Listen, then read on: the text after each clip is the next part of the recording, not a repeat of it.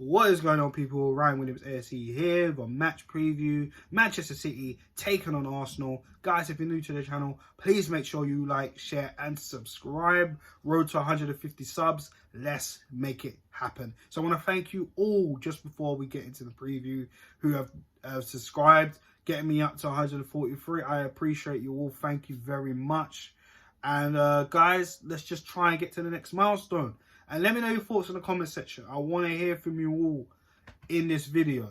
So, let's get into it. Of course, Manchester City, very strong team, of course, reigning, defending Premier League champions, as we know. Just signed, well, not just signed, but has signed Jack Grealish on £100 million.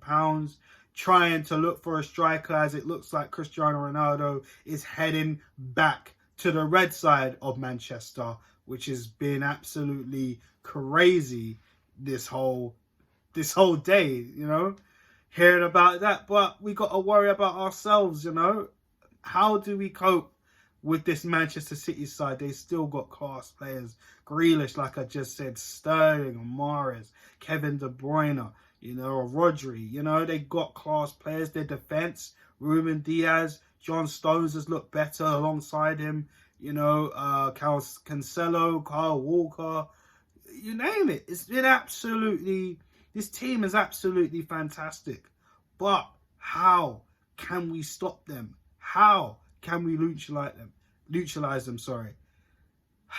I don't know. It's all up to Mikel on what system he goes with. Now, some of the players might be on a high because of the League Cup win, the 6-0 against West Brom B team. I know it's their B team, but we still beat what was in front of us. And let's face it, the start of the game, I mean, we were on edge. Let's be real. We've seen us defensively. It's not great. We saw how Lukaku ripped up Pablo Mari and just basically turned him into confetti last weekend. We saw the two strikers for Brentford on the opening day pretty much told Ben White, you're not worth 50 mil. You know, we just destroyed the defence.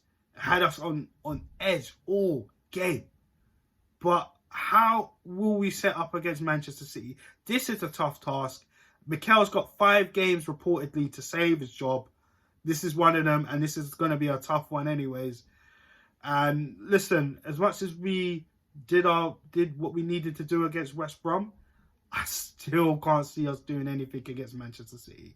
I've got to be honest. The system will depend on what we do. Let's be real. 4-2-3-1 or 4-3-3, trying to go toe-to-toe with Man City is not the answer. This squad is not good enough to go toe-to-toe with Manchester City. And that is just the facts. All right? But here is the formation I would pick, and my team selection hopefully can actually give us a good performance against Manchester City. Now listen, I don't like saying we're going to lose, but I don't like lying to people, you know, and I'm not going to say in my gut that we're going to win because I don't believe it, you know. But I'll always say this: if you lose and you go down fighting, I appreciate that the most. And that's the thing with Arsenal, you know, we don't have a lot of steel about us. But if there's one thing for sure, we definitely need to show fight. And we got to go down fighting against the best. So, here is my starting 11. So again, the formation for me, I'm going to switch it. I was a little bit naive in that Chelsea game, even though I knew Mikel Arteta was going to go with a 4-2-3-1, even though he changed it to a 4-3-3 at times. But yeah, we just got bombarded. And, you know, we were open on the flanks. Let's be real. So I'm going to go with a 3-4-3. I think that's probably the best we really can do, to be honest, against the Manchester City side.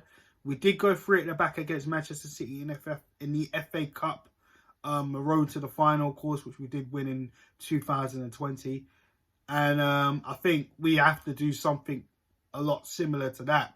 Soak up the pressure, try hit them on the break. We know Man City are going to play with a very high line.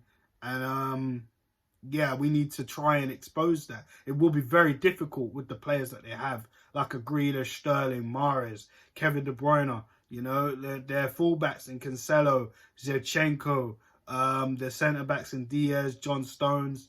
You name it. You name the Manchester City players. It's going to be difficult to play against them with this current Arsenal team. And let's face it, you know, back-to-back losses in the league.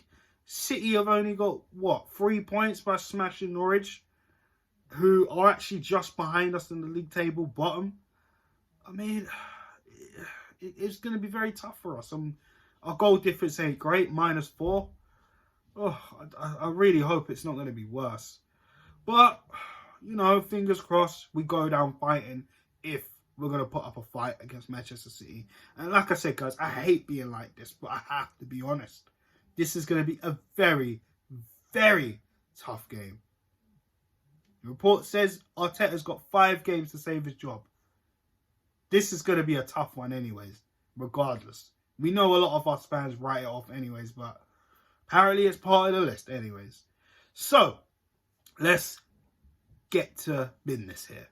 So, starting 11 for me, 3-4-3 like I said. Bert Leno in goal. I don't think Ramsdale, not yet. I think we should try utilise Ramsdale a little bit more all these games are going to be tough this season, but I wouldn't want to just throw him straight into the deep end just yet, especially against his Manchester City side. We know Leno exactly isn't really good enough. You know my thoughts on Leno anyways, but he needs to step it up tomorrow, sorry. He needs to really, really step it up. This is going to be a tough opposition.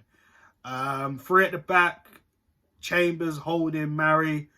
Don't really see anything other than that. We know Gabriel played a game today against the under-23s against Tottenham, beating Tottenham 2-1, which is good. But we're more than likely going to see Gabriel back after the international break with Thomas Partey. So the fullbacks, well, the wingbacks, shall I say. Cedric looked anonymous against Chelsea, so I don't think he deserves to start. Maitland-Niles, not sure. We did see Mikel Arteta play him in his natural position against West Brom. So who knows if he's going to start on that one. But Nuno Tavares, who's supposed to be Kieran Tierney's cover, played pretty well, to be fair. I mean, there's still questions defensively, but he's very quick. He is assured. He can cross and can pass. So I don't see why not. If it's not broken, why not try to fix it? But again, different opposition, different kettle of fish. Yeah, but Tavares for me starts definitely ahead of Bellerin. Chambers is going to be centre back, and after his performance against Brentford, not really too confident on playing a right back again, to be honest with you. But it just shows how important we need to get a right back within the next few days of the window still being open.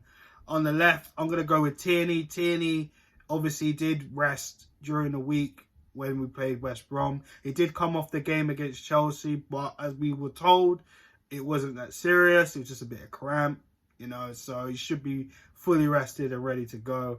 Besides, if Tierney can't go, then we just put Tavares over that side and, you know, improvise on the right wing-back position with either Ainsley or even Cedric, you know. So that's just what I would do if I was in charge. Now, in the middle, this is where it will be difficult, the two in the middle, because we do need some creativity.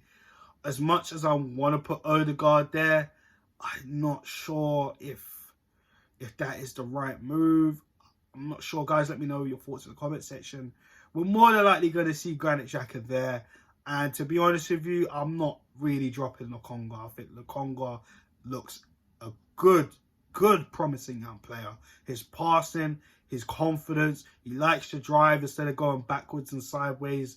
And, you know, if we're going to play out from the back, he's definitely one person, you know, the back line and Leno seem to be comfortable giving the ball to, because we know what happens with Xhaka. It's a bit risky, very, very risky and dangerous when giving the ball to Xhaka, playing it out from the back. But make of it what you want, people. I know there's Xhaka fans out there, So it is what it is. So it's going to be Xhaka and Lokonga for me in the middle.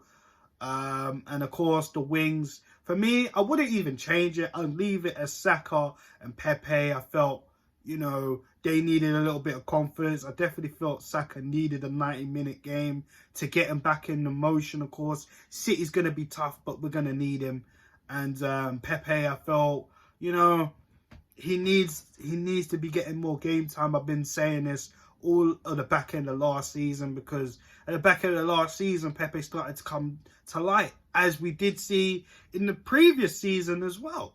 At the back end, Pepe seemed to be, you know, getting a little bit like. But my thing is with these, with the wingers between Saka and Pepe, when they are getting double pressed, they need to be doing something. So Mikel Arteta he really needs to let these players know what to do when getting pressed, when getting double pressed, because we seen it with Pepe.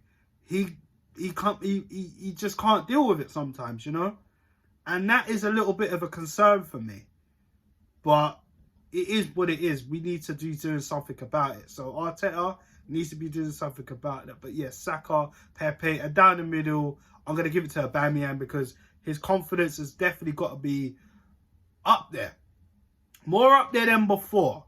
You know, we got the match ball, we got the hat-trick, he got an assist for the West Brom game. It's good to see Aubameyang smiling again. We haven't seen that in such a long time. It's been all doom and gloom. He had a poor season last season, but we need Aubameyang firing this season. It's a must. It's an absolute must. If we got any chance of trying to get back into these European places this season, we need Aubameyang firing. But yeah, that is my formation and my team selection. Now, the scoreline, I'm not going to lie to you guys. You know, you can tell by the sound of my voice, the emotion. I'm not very confident on this. I think we're probably going to lose. I'm going to go maybe 2-0 again, maybe 2-0 City. Part of me feels like we're going to concede 3, but I'm going to say 2-0. And the only reason why I'm saying that is because not even with my formation or the way I set up the team or what I would do tactically, you know, against Manchester City, it's how Mikel Arteta will do it. He has to go for it at the back in some way, try and get something in this game. We know how City play already. Like I said earlier in this video, the high line, the pressing, we got to take advantage of that. We got to soak that up. You know what I mean? So for me, he's probably going to stick with a 4-2-3-1 or a 4-3-3. And we're probably going to get cut open. That is generally how I feel. But yeah, guys, that is it for the video. Let me know your thoughts in the comment section below. I want to thank you all for checking out this video and taking your time out on this lovely afternoon. And yeah, guys, I'll be back with the match reaction. And like I said, like, share, subscribe, especially if you're new, guys. Road to 150 subscribers. Let's make it happen. So guys, have a good afternoon, and I'll see you after the game. Take care.